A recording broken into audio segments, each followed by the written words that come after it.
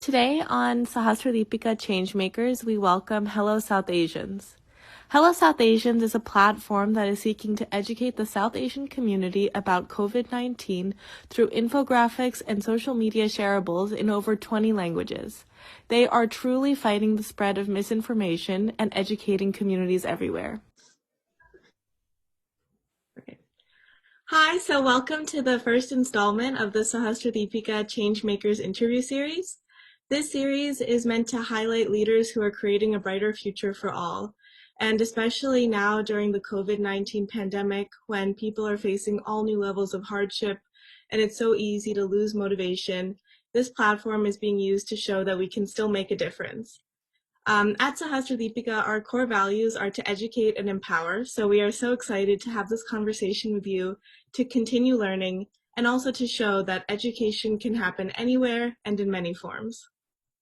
And as Sahasradipika social media and marketing chairs, we're super excited to learn about how your project is using the power of communication and marketing to spread accurate information and to do your part in educating others for the better. We're all about empowering women and girls, so we're excited today to start this series with three amazingly inspirational women. So thank you again for being here today. Neha and I will be co-hosting this Changemakers interview. Neha is a junior at Brown University studying public health and journalism on the pre-med track, and I'm a rising sophomore at Johns Hopkins University studying political science. So without further ado, Nandini, Serene, and Ravina, would you like to tell us a little bit about yourselves and your background? Yeah, for sure. I'll start off. I'm Ravina. I'm from up north here in Canada, and I came from a very interdisciplinary background. So I pursued a Bachelor of Science focused in bioscience physics, and then my research was mostly in religion and politics. And then I went on to pursue a Master's of Public Policy and Global Affairs focused on security and defense with research in gendered violence and conflict regions. And now I will be pursuing my medical degree, all while running a tech company and starting wonderful initiatives with people such as Serene and Nandini.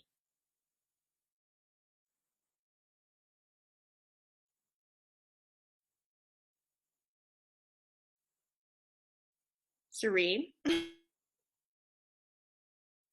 Sorry, this is going to be a whole affair of knowing who's going to speak next. Hi, everyone. I'm Serene. I'm from Colorado in the United States. I pursued my undergraduate degrees in journalism as well as political science at the University of Colorado. And now I'm studying at the University of Oxford, doing my master's in public policy, about to begin my next degree in criminology and criminal justice. And my hopes is to one day become a judge. Right, I guess I'm lost. Hi guys, my name is Nandini. I'm an Indian brought up in Botswana, currently studying at New York University, Abu Dhabi, pursuing a double major in social research and public policy and film and new media. So I'm really interested in social justice filmmaking and multimedia storytelling and in grassroots nonprofit work. And I guess the grass is kind of where I've been based for over 4 years, where I run a nonprofit in a local village in Botswana, focusing on education and gender equality. It's truly so amazing to hear all of your stories and backgrounds. You guys are so inspiring. So thank you again for being here today. So, our first question for you is, how did you think of the idea for Hello South Asians? And, once you had thought of the idea, what was that factor that really, motivated you to act and, really begin your journey? Yep, super good question. And I think it's something that Ravina, Nandini, and I reflect on a lot because we never knew what this would pan out to be and what it could pan out to be. So I think it was around April time, right, when quarantine really started to affect people and we started to realize the impact of something like COVID. All of us were in school, all of us were trying to figure out jobs and related life activities. We realized we're in the same situation, despite the fact that all of us are in different parts of the world. And when we hopped on a call, I think all of us immediately said, okay, are you also plagued by this type of misinformation in your families and your communities? What type of misinformation are you hearing? How is it affecting you? Things like that. And then we started to think about our families back home and the people that we know who are in very different technological situations than we are, who have different resources, different access to languages than we do.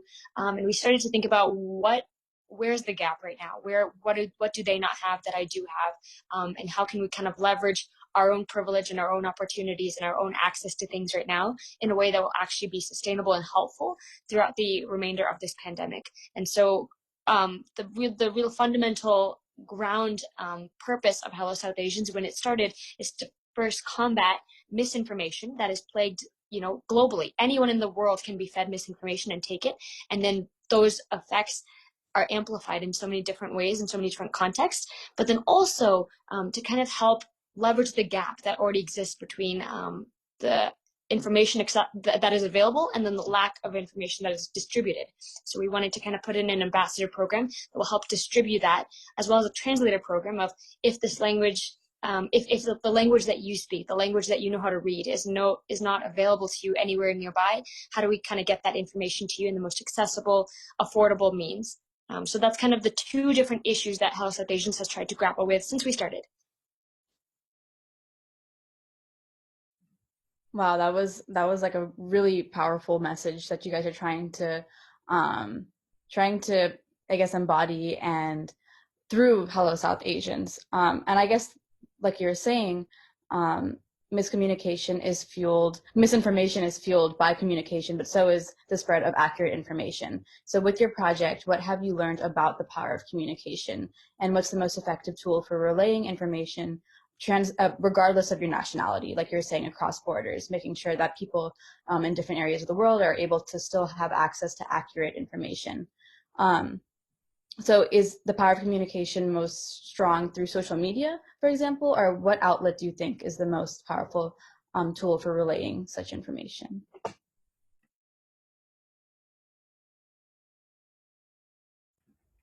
Ravina, should I go? Do you want to go? Okay.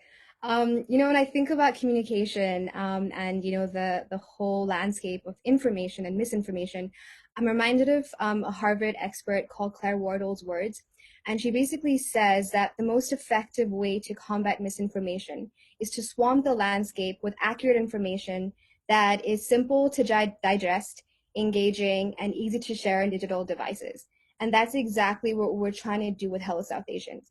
Our information is trying to take away, all the jargon of, public health discourse and, kind of communicate it in a way that's easy for anyone to understand, regardless of their literacy level. And I think social media is a really powerful way to do that because, today in South Asia, even, farmers have smartphones, every village is slowly getting to be a smart village. And so in that sense, we're really trying to leverage platforms like WhatsApp, like Facebook groups, like Instagram, like TikTok, because we know that all these platforms have kind of opened up access to a lot of people who otherwise didn't have access to information.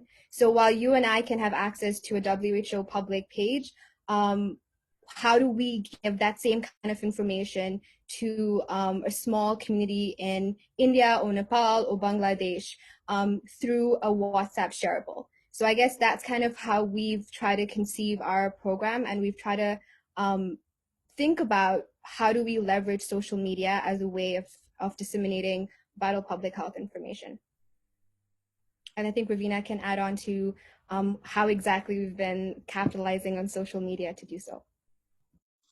Yeah, I think as Serene mentioned previously, we have established an ambassador program, which has been really vital to the success of HSA and spreading that information via different social media channels. So I think the best thing about the ambassador program in itself is that people come from different parts of the world. So they all are connected to very different social networks that are pursuing different interests as well. So of course, most of our ambassadors are students, but they're distributed from around the world, and they really are immersed in different fields, whether it's engineering or journalism, and that touches on different people in their social networks, but as well as their families.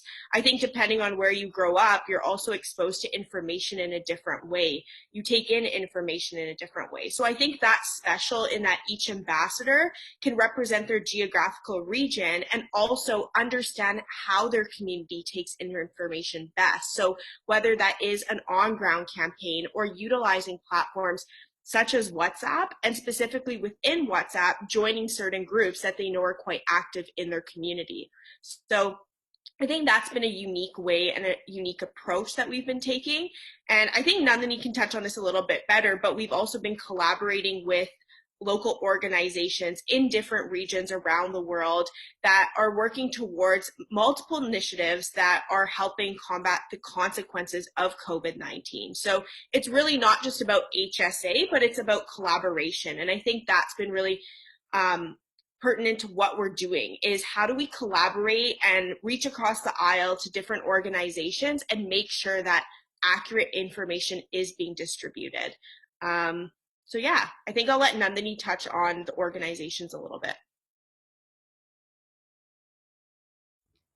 Yeah, so one of the ways in which we're really trying to reach grassroots communities is by securing meaningful and sustained partnerships with nonprofits in different areas of South Asia, particularly those that are under-resourced. So that ranges from like Dharavi in Bombay slums to a small community in Jaipur to another nonprofit in Bangladesh. And so our goal is to reach between 30 to 50 organizations with whom we can secure a partnership whereby we share our content that responds directly to the needs of that community. So we ask them, in addition to COVID misinformation, what else is lacking in your community? So for example, the organization we're working with in Dharavi will tell us that right now we're working with a predominantly female community, and they're facing domestic violence because domestic violence rates have increased since COVID. So can you provide us information that speaks to how these women can navigate domestic abuse in times of COVID? And so in that way, we're able to kind of respond to their needs in the language that the community speaks, in a way that we know that the information is reaching everyone it needs to reach, because we sitting in Canada, Botswana, and the USA don't really know what's happening on the ground, and that's why we rely on these organizations to really tell us what that community needs, and we're then able to leverage all of our resources and opportunities and technologies in order to respond to their needs. And I think just to add on to that briefly is Neha and Shanti, you have backgrounds in political science, journalism, and public health. And it's really important that in a hyper-globalized world, when we are all utilizing technology, is that we don't underestimate the power of information and educational campaigns. And I think that was really important to us, is figuring out what is that minimal thing that everyone needs. And of course, it's the dissemination of information and making sure that it is reflective of what's needed in communities. And even more than that is understanding the diversity that goes into communities and how creating personalized content is very important in this day and age. Yeah, well, thank you so much for that. I think, what you're saying about starting these educational campaigns and especially making them available in an accessible way is something that I've been so impressed with Hello South Asians and, your ability to do that. So, going off of that, in our world where we're getting, news outlets giving us updates all the time, constant posts on social media, shareables, it's coming at us so frequently. And now, during COVID, I feel like people are even spending more time on social media. So do you think that social media is the best platform for sharing information, like you touched on before? And then, obviously with social media, there's some, space for misinformation to be spread. So since you're using social media as your platform, how do you combat the misinformation that might be spread that way?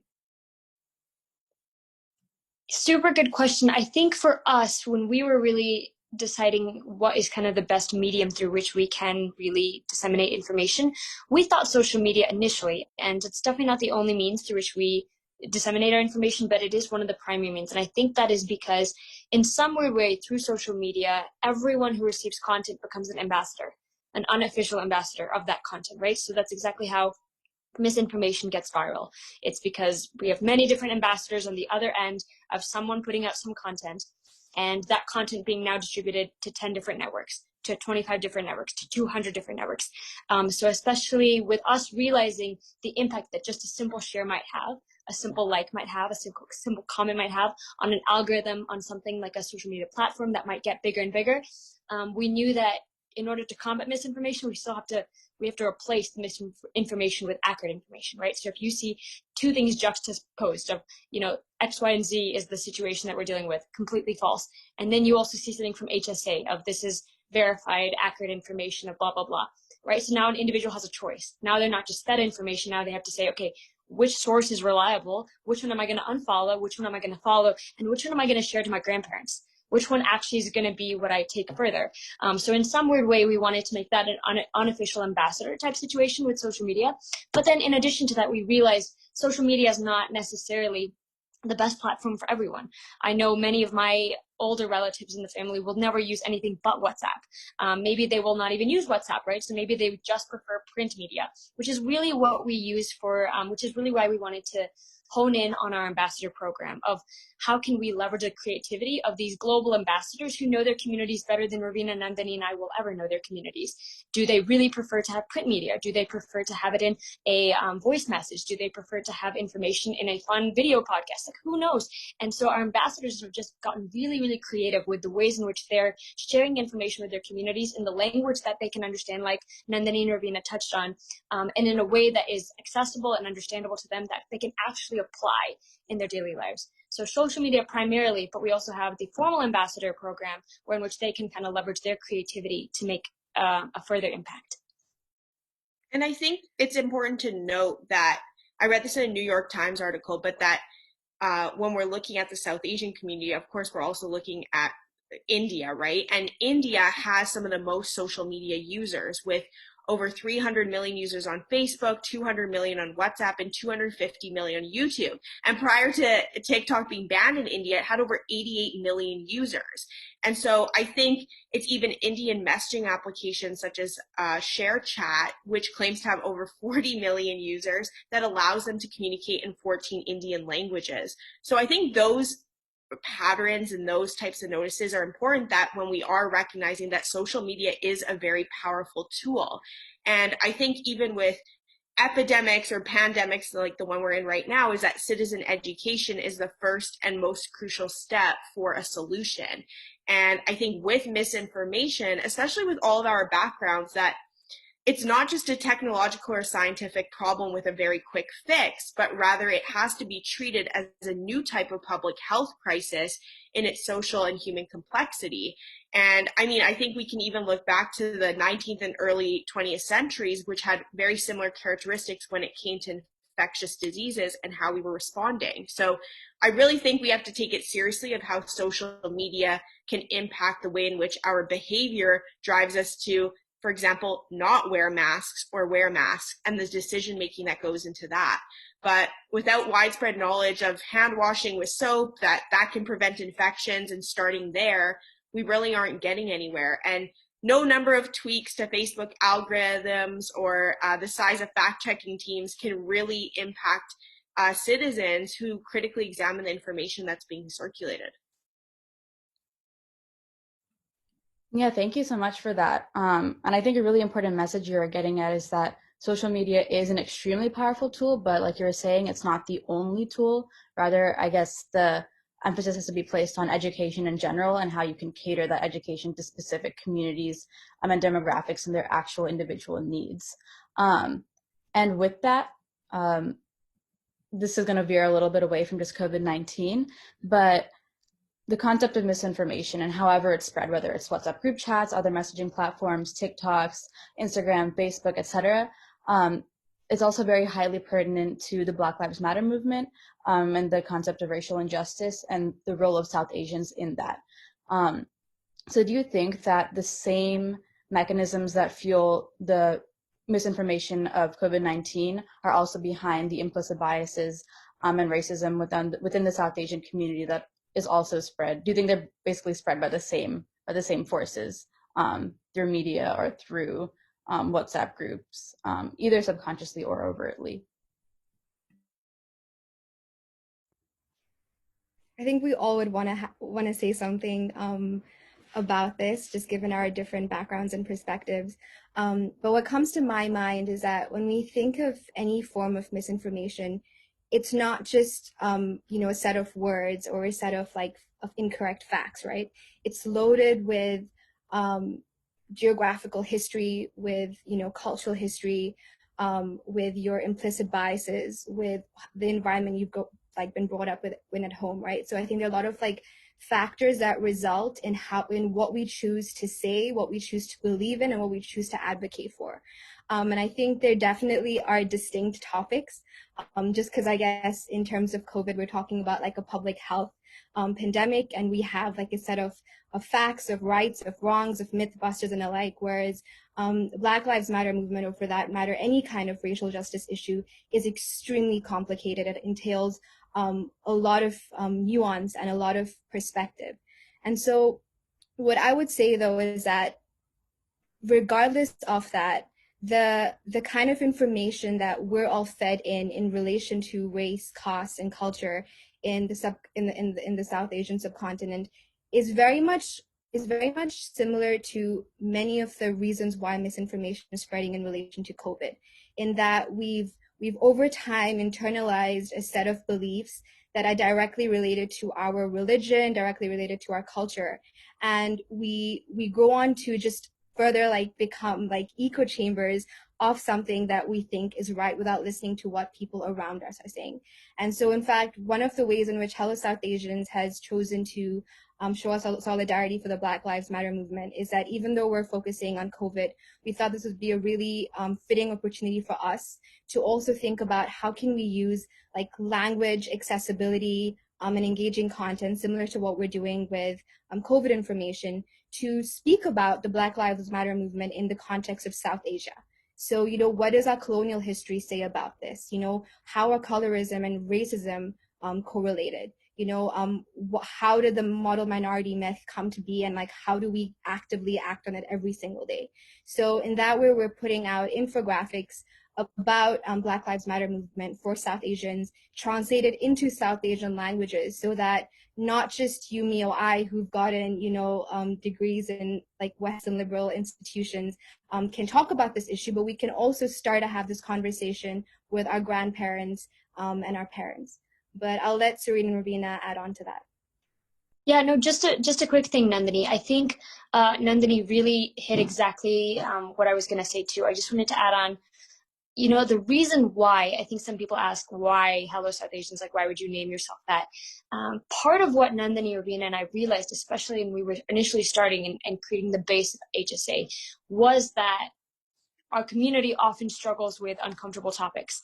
We struggle with talking out of our echo chambers, trying to challenge the views that we've been fed, whether that's through misinformation, whether that's through historical injustices, whether that's through racial injustice. There's a million different ways and levels at which we have been kind of closed off to opening up conversations that are really important and critical to future generations, and to the ability for future generations like Neha and Shanti to be able to ask these kinds of questions in a critical, engaging manner from the South Asian community. And so why we named it Hello South Asians is hello is the start of a dialogue. It's the start of let's open this up a little bit more. Let's dig a little bit deeper. Let's see what this is. So yes, right now it's obviously focused around COVID and misinformation, but what we really think about Hello South Asians is how can we kind of open up those dialogues that are oftentimes buried under something that of fear and that of anxiety and that of, oh my gosh, I can't deal with this right now because this is not what I was taught growing up. I have to actively unlearn, and that's stressful. And so we kind of want to help facilitate that process of how do you actively unlearn? What can we provide that will help you meet those different needs so that future generations don't have to? Yeah, I think Nandini and Serene touched on most of the points, but what I will add is I think there is a great conversation to be had around echo chambers, and especially in the US, and I think this is globally spread now rapidly with being on social media platforms, but the idea that hyperpolarization has occurred as a consequence of us being placed in these areas where we are only exposed to our social network, and depending on who you hang out with and who you decide to follow, of course they match a similar value system or belief system as you, and as you're trolling the internet or you're discovering other ideas on the internet, what has happened is those ideas have become internalized into people's belief system, and that's a very difficult thing to challenge now. that when you are sitting across someone who has different views than you, is when they combat your idea, you feel like it's actually a personal attack on you because you've internalized it as your belief system. And so I think with Hello South Asians, what's really important is we understand in a way who our audience is specifically. Initially, of course, on social media, we might be targeting the younger generation, but we understand that they might come from different political backgrounds because of where they were raised, what they believe in, what their parents have told them. But in the end, with COVID-19, we recognize that they all care about their parents, they care about the elderly, their grandparents, and how could we create content that could really resonate with them? So I think that came back to the idea of, including images that were representative of what you looked like, for example. So that was like a small thing that could help diminish those barriers of being like, hey, no, we're just here to provide you some accurate information. We don't care your political or social beliefs necessarily, but we're here to make sure that you stay healthy and safe. And I think that's the bottom line right now that we have to focus on is public health shouldn't be a political issue. It shouldn't stem from political ideology and what you believe in. And I mean, there are studies coming out that depending on your political affiliation, you're either wearing your mask or not. And that's a scary thought for us that are in healthcare, that are studying this field. And I think we really have to keep it in mind of how we can create content that can help diminish those barriers where you don't feel like you're being attacked for your belief system.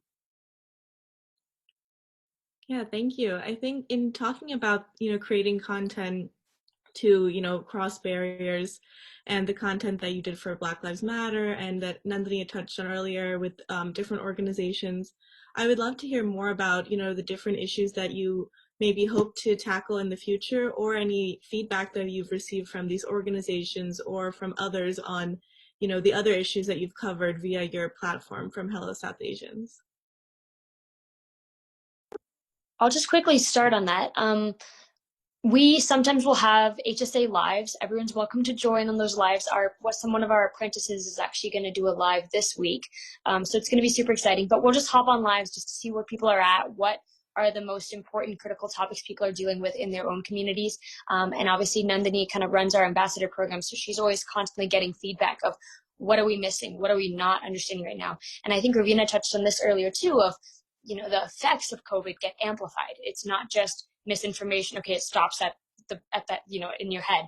Like, no, because of the type of misinformation and lack of access that people are getting to information, it is leading to severe discrimination against religious groups, heightened insecurity in terms of food insecurity, homelessness, things like that. And one of the biggest things I think we're getting feedback on is in regards to domestic violence, which I think Nandini also talks about. And that is something that for Ravina, Nandini, and myself is very important, especially as three women, recognizing the statistics that are coming out worldwide as a result of quarantining, as a result of this behavior, as a result of South Asian communities already having a lot of different issues in regards to combating, attacking, and directly impacting situations of domestic violence pre-pandemic, let alone during the pandemic. How do we start to address that? How do we start to use our forces to actually make situations better for people in vulnerable positions like that? So we are still kind of brainstorming ideas on what that might look like and what would actually be helpful.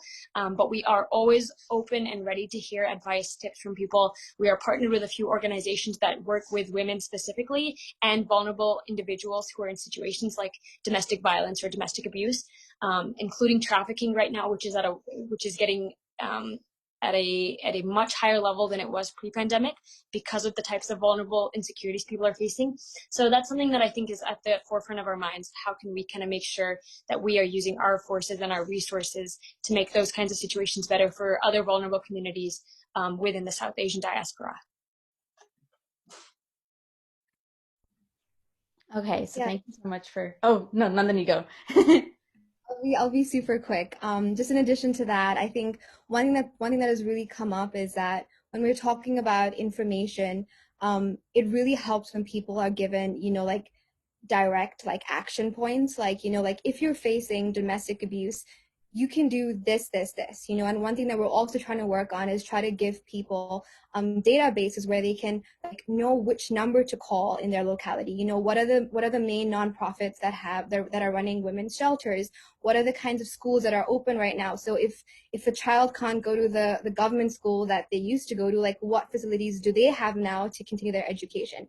So one thing we're really trying to do is also try to like shift the direction to like, yes, we're going to keep providing you with accurate public health information. We're also going to give you tangible ways in which you can continue like coping with life and continue like pursuing your dreams. Like no child should not have access to education because of COVID. Like that is absolutely unacceptable. And I think in a time when we're, really thinking about technology and how technology can help to like, combat these barriers, one thing we're looking at is that maybe COVID is giving us a chance to reimagine education in like, the global south, where we can start using, platforms like WhatsApp, like Facebook Lives, like Zoom, in order to give children the same kind of access to information that they otherwise wouldn't have.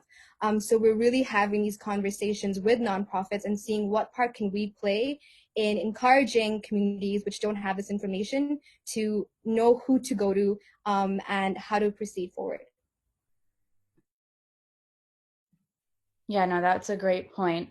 I think even at Sastra Deepika, we always say that education, and this is a well-known like quote, education is the greatest equalizer. And you're right in saying that COVID-19, although it's brought so many hardships and obstacles, it's a crucial turning point, because from this crisis, we can emerge even stronger. And you can already see the world over, even like you three, you're using this time to really just hone in on the problems that matter, and create solutions that are sustainable and meaningful.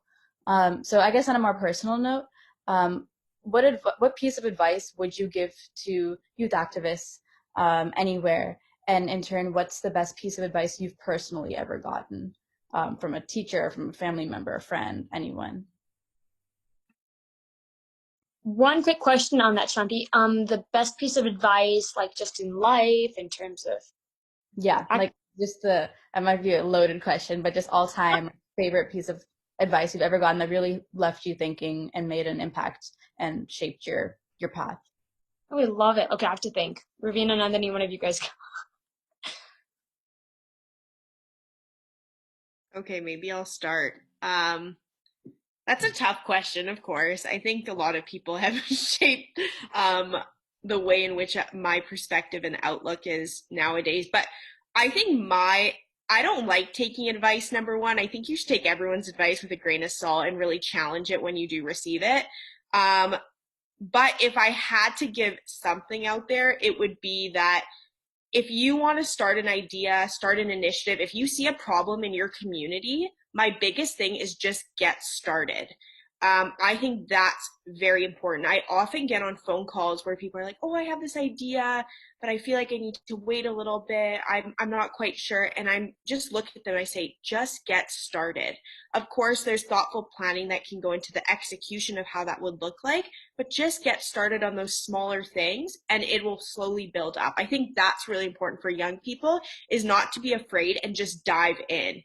That's also loaded advice in itself, right? Is I understand that people come from very different backgrounds, different walks of life, and might not have the resources accessible to them. But being a social tech entrepreneur myself, I think it's really important that people take a step back and they say, okay, I might lack resources right now, but as someone that can just dive into an initiative, what can I leverage that I do have access to right now? Is it a professor? Is it sending a cold email? How do I take those steps to ensure that I can get my idea out there? And then I think in terms of not advice that I've received, but throughout just different experiences, a really important thing I think for young people nowadays is when you're reading an idea, you don't necessarily have to internalize that as your belief system. I think it's really important that we go back to the fundamentals and we are constantly challenging everything that comes to us. Whether you're sitting in a classroom or being part of an institutional framework, it's really important to challenge that. I always say resist, resist, resist. And that's the thing, we've created different systems around us.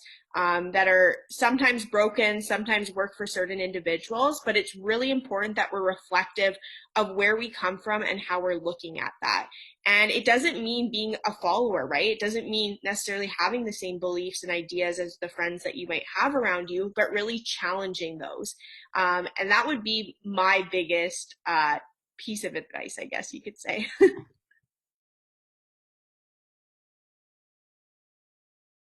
Serena, are you still thinking? Yes, I'm still thinking. Wait, but it was the second question was what would be your favorite advice? Is that right? Yeah. Okay, okay, got it. Okay, Nandini, you go. Time to shine. I love what Ravina said. This is why I love her. This is why I love both of them. Sorry, I feel like we always just like fangirl on each other because there's always something we learn in every conversation and interview we have. And that's why it's so great working with them. But I think for me, the two most important pieces of, I don't think it was like a singular person giving me this one piece of advice. It's been a very iterative, holistic process of reaching here. But it's both the advice I've been given and the advice I'd like to say. There are two things. One would be to always find gaps. We can call them like loopholes. We can call them, nuances. We can call them a different perspective. We can call them something that's missing, but always just to look at what is that one X factor you can bring to the table? Because there's always a gap everywhere. Like South Asian started because we identified a gap and then began thinking on how we can fill it and combat it and move beyond it. So that would be my first piece of advice. And the second thing I would say is, localize, contextualize, and be reflexive.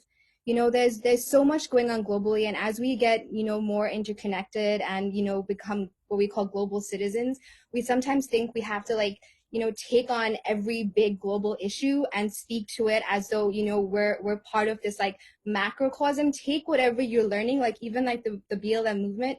For me, it was really important to be like reflective of what does that mean in my context and how do I directly, act on it, and how do I be reflective about my own biases and my own actions in my given community. So I think a lot of like what even Hello South Asian started as a project because we identified misinformation as a global problem, but we were able to like narrow it down and think about like what community can we speak to best, what community do we understand best, and which community do we know we can impact the most. And so I'd really encourage people to take these larger issues that you really care about and contextualize it to your country, your region, your school, your one given community, even like your family. One conversation about this really big issue that bothers you can go a really long way. So yeah, like find gaps and contextualize. Okay, I think all of us are giving advice in two, so I'm just going to continue that trend. The first of which is, I think, complement your strengths. I think it's very frequent and often that I work with young people who are starting projects or initiatives or clubs at their schools. I mean, from the smallest thing to the biggest thing. And everyone on their team does the exact same thing. Everyone's super good at social media. Everyone's a poli-sci major. Everyone's interested in public health. Everyone's doing this. And I'm just like, okay, but if you all are just clones of each other, I mean, obviously not exactly, but like if you all just mimic each other's strengths, what is like the diversity? How are you going to actually make this into something that's sustainable? Because ultimately, no matter what you start, you're going to need someone who does something different than you. You're going to need someone who loves something that you absolutely hate. You're going to need someone who really enjoys doing something that you think is very boring. Things like that are really helpful because they make us human, right? So teams make us human, and teams make us a better the best team is the one with a bunch of people who really don't see eye to eye on a lot of different things, or don't have the same backgrounds on a lot of different things, which is why I think it's really powerful to have the team that I have with Nandini and Ravina in HSA, because all of us are very, very different people, very different backgrounds, different experiences, different academic experiences, different life experiences, different religious experiences. I mean, you name it. Like, look into their LinkedIns. You guys will see how talented these two women are in very different fields. And all of us talk about it all the time, like, no, don't give Serene that. She's not going to be good at that, but give her this. She's going to be good at this. We can do this for Ravina. We're going to put this for Serene. And it's just really identifying, okay, these are the strengths here. These are the weaknesses here, and play to those. Like, if you all just do the exact same thing everyone else does and you all have the same weaknesses, you're not going to get further. if you all can kind of build upon each other and complement each other's strengths in a unique way, it will take you 10 times further, because everyone does not have to learn a new set of skills every single time you're trying to make a new advancement. And then the second thing I would say is this is just like a life thing that I think I care deeply about, which is just to not ever cancel anyone. And I think that's really tough in this day and age of, you know, this is what this person said, I completely disagree with it, this is wrong for X, Y, and Z reasons, and it will never be right no matter what happens. And coming from a minority religious community like the Sikh community, that has faced oppression ever since Sikhism was started, I think one thing that I have, like my family's instilled in me and some of my closest friends have helped remind me over time, is that nothing is ever black and white. And oftentimes, I think when you really boil it down to people's emotions, things are rooted in love or fear.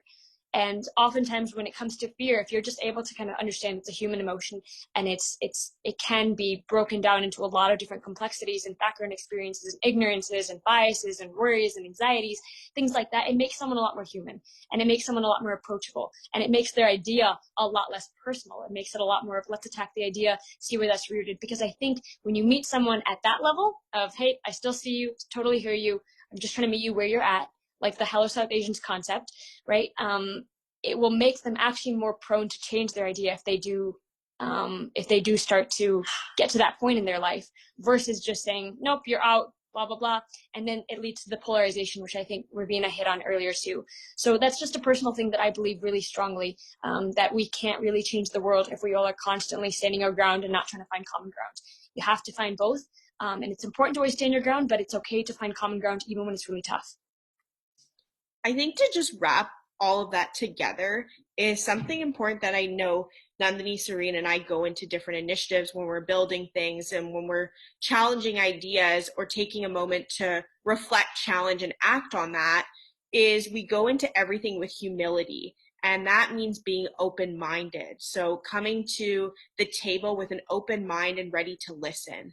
I think listening is also something that's often underestimated, right? Is just the power to sit there, listen to someone, empathize with them, and then take that information back and reflect on what they've went through, what you're experiencing by listening to their story. And then what are you going to do with that information? Are you going to go and look at other ideas, challenge yourself in that way? Or has it emotionally hit you so hard that you feel like you have enough information to go and act on it?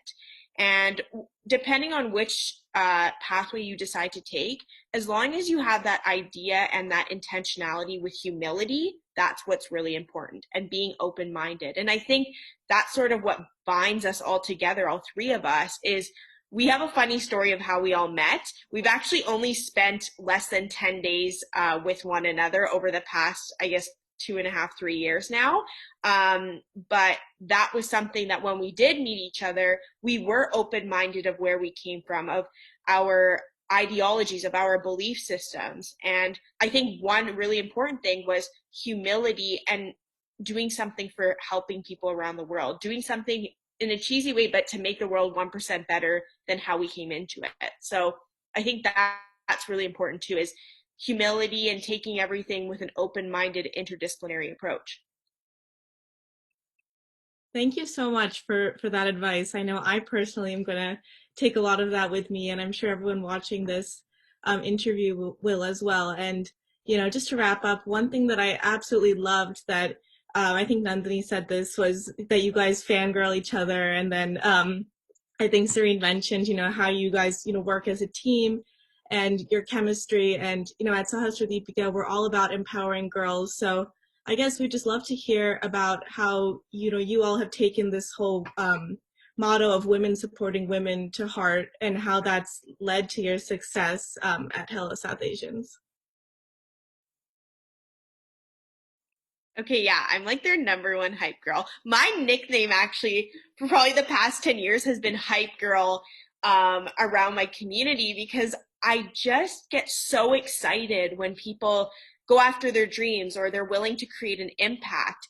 And I think what it is about that is not that it's my success, but I have this feeling that, wow, they accomplished that. So the world should be celebrating this, right? Because it's really helping the people around us. And I think that's really important. But I think when it comes to the women supporting women, um, I so I run a tech company which helps connect female founders and leaders with ambitious female talent.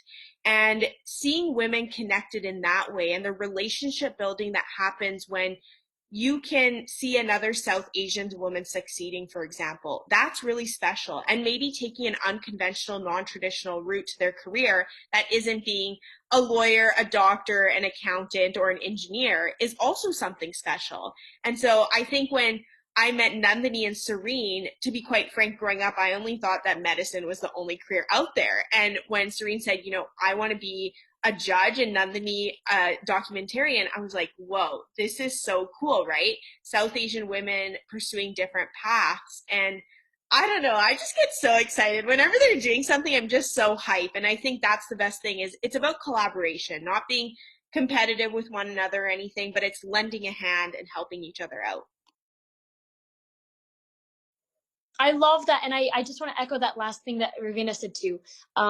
There's always, I think it's so funny. I think brown South Asian women often just, we get this like worry of like, they got this, like, there's not enough for me now. Like, I won't ever be, you know what I mean? It's just like a lot of like, no, there's enough cake for all of us, like more than enough. We could like throw it in the air, stomp on it. Like we have more than enough for all of this. Us, and I think a good example, like a really good example of that is exactly the types of characters of Ravina and Nandini both.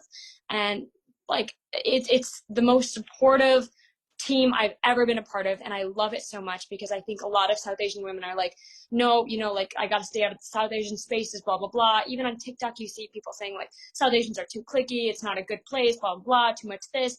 But I really think that if we kind of just root it in like look at our success, like this success is not just my success, this is a bigger success for our community, this is a bigger success for women, et cetera, it starts to change the perspective on things, which is really powerful. And I always say like make your closest friends the people that you're inspired by, and that's exactly what these two are for me. And I think that's huge. Whenever you enter a room, you should be the dumbest person there, you should be the person that's the least accomplished. I think that's a good thing. And I think these two always help me remember that. In terms of girls and women, I know I've talked to Neha a little bit about this, but I'm working on a girls' education project in India itself, just trying to see how we can empower the young girls there with self-defense skills. And help them pass their college education exams so that they can do even bigger and better things outside of the village, or if they want to stay in the village, which is going to be really cool. So that's just going to be launching in the next few months. And then also I've been running a nonprofit in Colorado in the United States for at-risk women.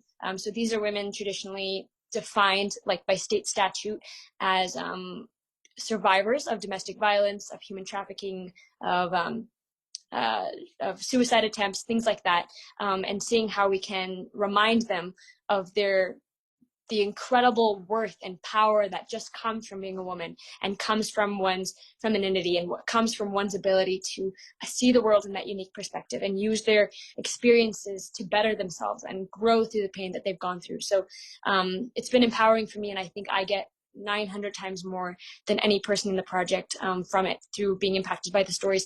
But I think that's something that we as women and young girls watching this need to remember. Like, let those stories in, let them kind of manifest in your heart, and let them take you into the new directions that you are in. Just like Ravina said, all of our stories are not prescribed to be medicine or law or this or that. And that is actually a good thing. That is a beautiful thing. And the more we try to force ourselves to be in spaces and situations that we are just trying to follow the dreams of our parents or trying to follow the dreams of what someone before us told us should be our dream, the more we're actually steering away from what our true calling is and what we would actually be really good at and make a huge difference in the world for. So, yeah.